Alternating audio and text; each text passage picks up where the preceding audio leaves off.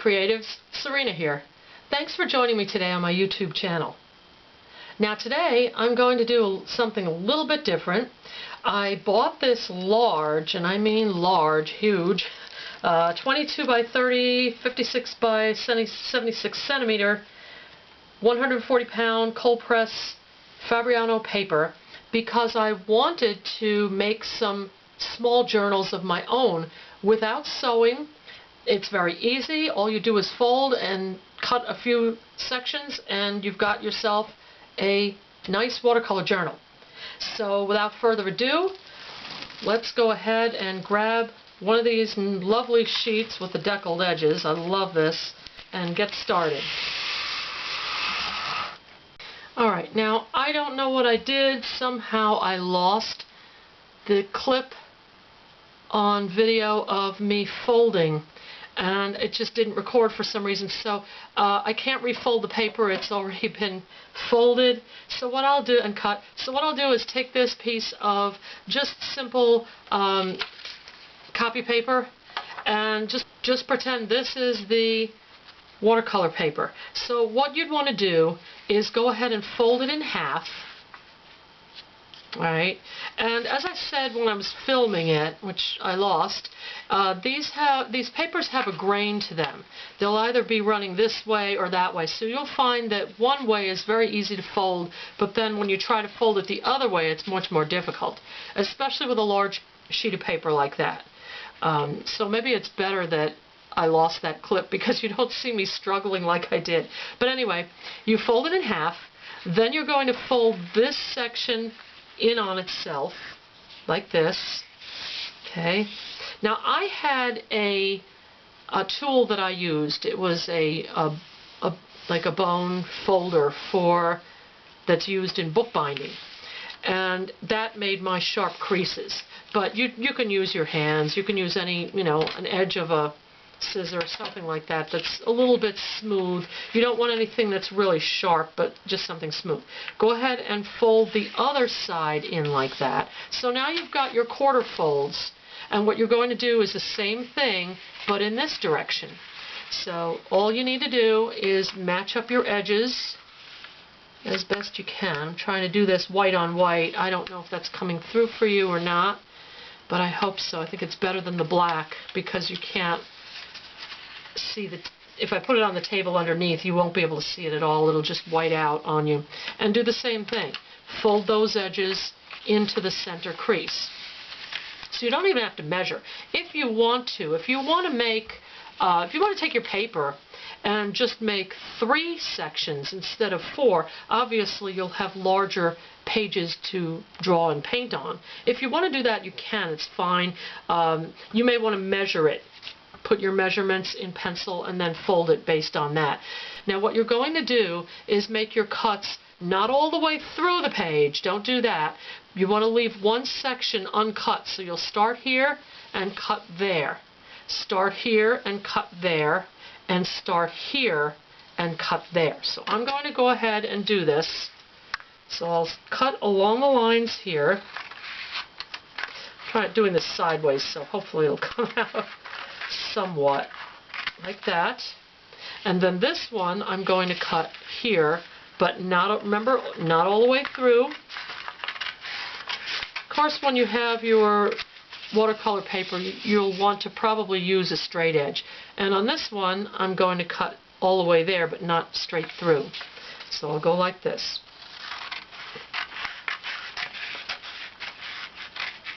And to give you a better idea, so you see I have cuts so you can see the cuts. They're always attached. It's like a serpentine. If you think of a serpent, it's got a serpentine connection. Okay, and then all you do is take your top sheet there, fold it over. Now you'll want to fold it over because that's the way the fold goes, but you can't because you won't be able to paint. So you have to flip it backwards and make a new fold there.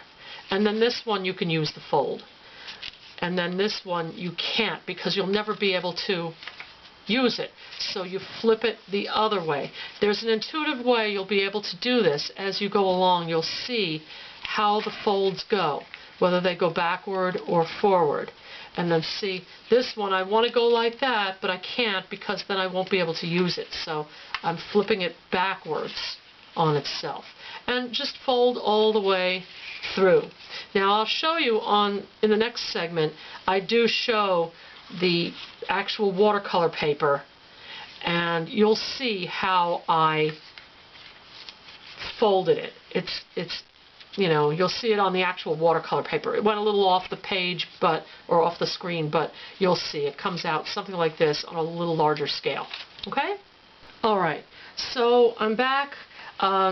You see how I've cut this just from there to here, and from here to here, and then from here to here. You don't want to cut all the way through, you'll cut it off. In that case, you'll have 2 sketchbooks. But I'm going to go ahead and start folding. Now, why, you're probably wondering, is this such a great idea? Well, number one is, as you've probably noticed, it's hard to find 100% cotton sketchbooks. You can use the paper of your choice, the percentage of cotton, the brand, the sizing, the surface finish, whether it's hot pressed or cold pressed. Sometimes I've had trouble finding the sketchbooks I want in stock in the finish I like. You can even choose the color. Some people like the natural white, other people like that bright white. It really reflects your colors, your watercolors. You can even use black. So you can use different papers. Now when you get to the corner here, you saw how I you can't bend it that way because you won't be able to open it. So you have to kind of use your logic and bend it that way. And then this way, this way.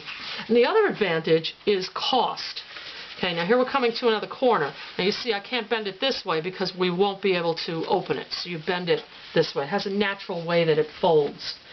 Now the cost can be significantly less than buying ready-made journals, especially if you're using premium paper. Now this pack was $51.30 for 14 sheets. That works out to $3.66 a sheet. So if you're talking about each little square here, that comes out to 12.2 cents. I mean, you can't beat that as far as beautiful 100% watercolor paper. And this is about 5 by 7. It's that's a little over 7.5, and running this way you've got over 5.5, just over 5.5. So you've got a nice size to work on.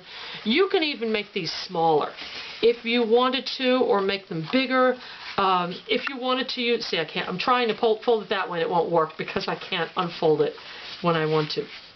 Okay, if you want to, you can do this in thirds. You don't have to do a half and a half and a half. So here I am with my sketchbook. It's already finished. Some people do put covers on them. I don't have any cardboard stock right now to do that with. So normally you'd put a little fabric down. The cardboard would be the same size as your journal, or a little bit larger if you want to protect those deckled edges. And then you just fold this over on it. You bend the edges up a little bit, the edges of the fabric, glue them on, press it to keep it still while it dries, and then you've got a cover. So you could put a cover on the front and the back. My folding wasn't perfect, as you can see. There's a little bit hanging over the edge, but it's okay. For a first try, it's not bad. I like this. I'll be able to use it. It's a nice size. I can throw it, in my bag, or keep it even in my glove compartment in the car. So I'll always have something. And I can throw in a little watercolor sketchbook, sketch palette if I have one extra. I can throw in maybe a water brush. I've always got a bottle of water with me, so I can just fill it up with the water and ready to go. Or I can just use a pen and pencil and sketch. You can use a lot of different media on this too. You can use pastels, so it's not just for watercolor. But I like this for the economy. It's great. You don't feel like, oh, now I have to make a masterpiece because I'm going to ruin a whole piece here. I like that you can play with the size to some extent. You can make it 2 or even 3 folds instead of the 4. So, that's nice. You can play around with that. You can also start with smaller sheets. If you don't have those big sheets, you can use smaller sheets. Now, I mentioned using other papers, and black is one of those that I use from time to time. I have a Stonehenge. This is a 15 sheet. What size is this? Roughly 8 by 10. Okay, 8 by 10. But I have a separate sheet that I'm going to fold up. I'll put a different covering on the table so you can see it, and I'll be back in just a few. Alright, now I don't know how this is going to work because it's a different kind of paper. It's the Stonehenge Aquapress Black from Legion, but I'm going to try to fold it in thirds. I can feel I'm against the grain now. It doesn't want to do this. It does not want to fold in this direction, but I'm making it fold anyway. And if you have a tool like this, it really does help. So we'll do that. Alright, so I'm back with a pair of scissors here. Let's see how easily this cuts. Probably not very. Wow, it's like cardstock.